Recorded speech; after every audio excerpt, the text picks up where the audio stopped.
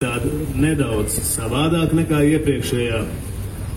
Un, ja jums ir laiks, protams, lietas jums līdz mums tā kā nē, bet es saņēmuši drosmu un pastāstīšu jums par šo dziesmu.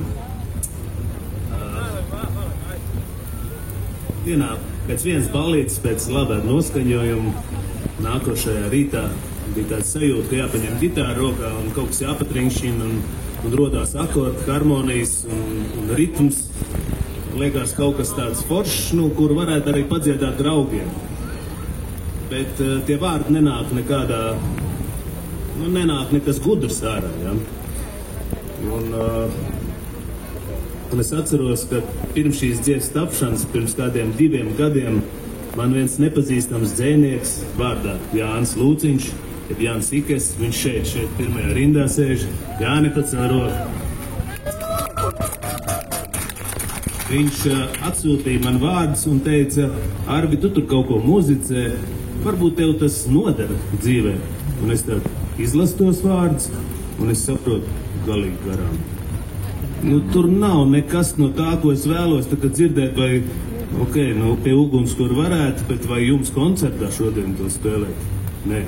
Un paiet pienāk tas brīdis, un tie vārdi iederās tieši šajā harmonijā, šajā vienkāršajā melodijā. Un tā apdomājot par visu to, ko Jānis ir vēlējies pateikt kopā ar mums šajā dziesmā, es vienkārši sadzirdu to, ka tur ir tik daudz aktuālas lietas priekš mūsdienām, priekš tagadnes, ja? Un arī tad, kad mēs bijām mazi, arī tad, kad mēs kļūstam vecāki, pieredzējušāki, un, manuprāt, ja jūs ieklausīsieties, tad tur ir kaut kas noderīgs priekš mums visiem. Priekš mums noteikti, vai ne? Tā kā baigi nepiekrīt, bet laižam vaļā. Pagaidiet.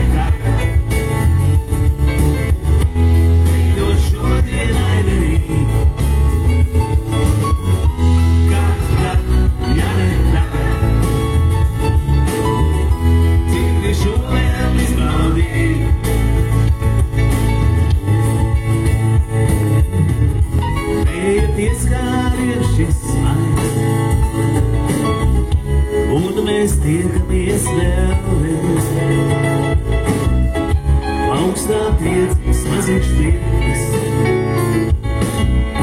Kaut kur kā